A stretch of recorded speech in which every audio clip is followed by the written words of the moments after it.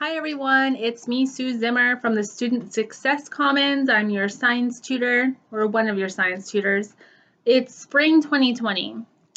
So this video is going to cover the carpal bones, also known as the hands, right here.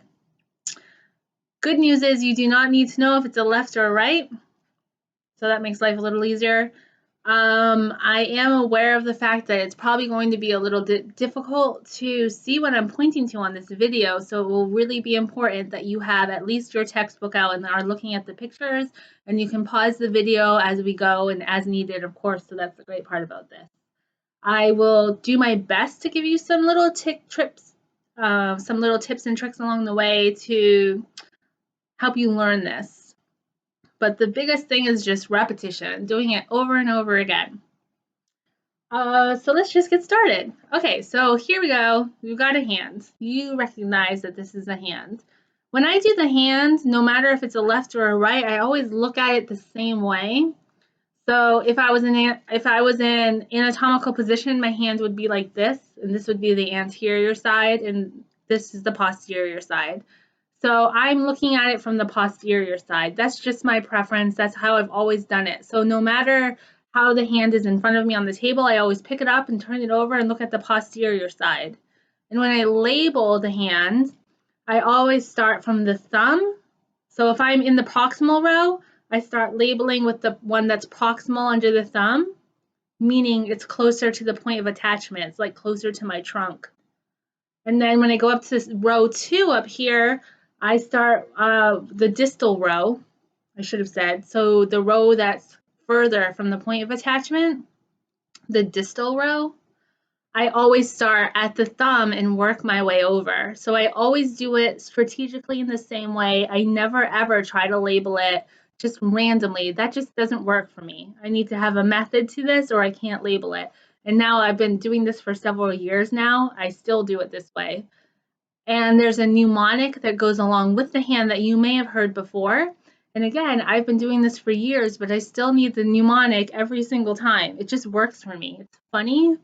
So I find the funnier things are, the easier it is for me to remember and the more useful it is. So I'll just tell you that mnemonic.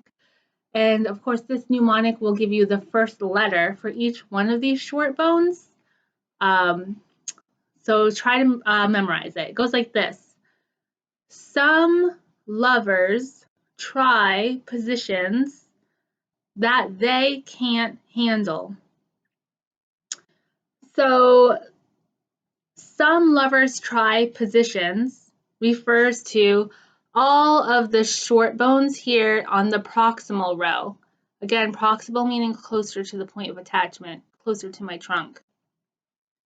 So that's some lovers try positions. Now on the distal row, the row that's further from my trunk, that row is that they can't handle, okay? And when I label this, I start at the thumb, like I said, and I work my way over. And then on the distal row, I start at the thumb and I work my way over. So I'm going to try to get it so you can see it as best I can anyway. But again, you're probably really going to need your picture for this one. So I'm on the proximal row. I'm looking at the posterior side. So we have scaphoid, lunate, triquetral, and pisiform. I really like triquetrum because it lines up with that word try in our mnemonic. Some lovers try positions. So there's a little hint there that if you do some lovers try positions, if the one that lines up with the word try doesn't have the sound try in it, you've not labeled it correctly. So now I'm going to move away from the proximal row and I'm going to go up to the distal row and I'm still going to start over at the thumb area.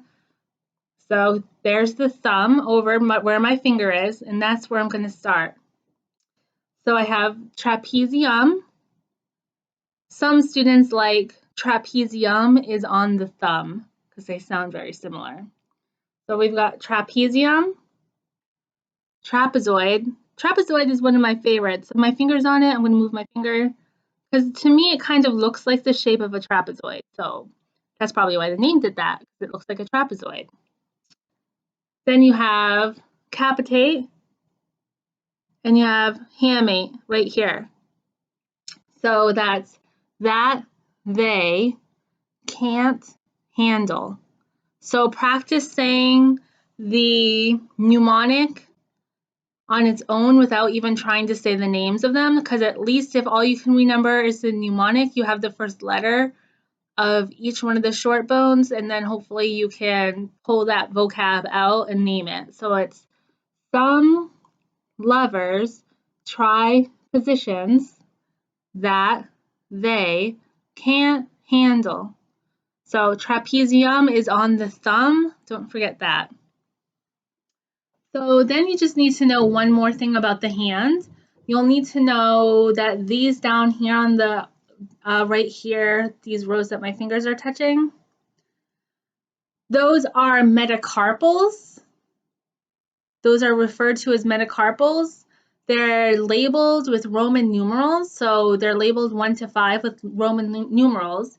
It starts at the thumb and goes to the pinky. So the thumb is metacarpal 1, metacarpal 2, metacarpal 3, metacarpal 4, and the pinky is metacarpal 5.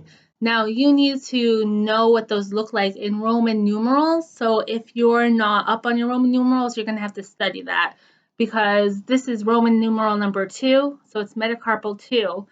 So in Roman numerals, 2 is like 2 eyes. In Roman numerals, metacarpal 5 is a V, right? So metacarpal 5 is a V. So just be honest with yourself. If you don't know what those are, it will take you no time whatsoever to learn them. In your textbook, they're labeled with the Roman numerals, so just use that. It won't take any time at all, and it would not be fun to lose points on that. Second part of this that you need to know, these things up here, so up here, those are phalanges. So phalanges come in proximal, middle, and distal. So this is a proximal phalange. This is a middle phalange. This is a distal phalange. Proximal phalange, closer to the point of attachment. Middle phalange, it's in the middle. Distal phalange, further from the point of attachment. Proximal, middle, and distal. That's not that hard, but where it does get tricky is when you get over to your thumb, because your thumb does not have a middle phalange. You have a proximal phalange and a distal phalange, and that is it. There's no middle phalange on the thumb. So the proximal phalange is closer to the point of attachment, and the distal phalange is further from the point of attachment. There is no middle phalange on the thumb. That sounds easy to remember, but when you get into an exam and you're feeling a little stressed out, you might be tempted to label a metacarpal as a proximal, a middle, and a distal. You'd be wrong. So you have to be able to label these properly. So let's say there's a tag here on this phalange. How are you going to label that? Well, you're going to say 1, 2, 3.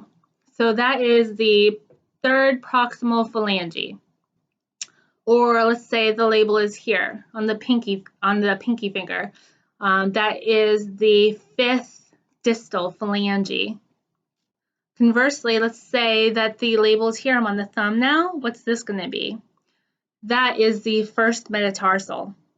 So these lower parts are metatarsals and these upper parts are phalanges. So don't underestimate that, because that can get tricky when you are in a test and you're feeling a little stressed. That is all you need to know for the hand, so happy studying!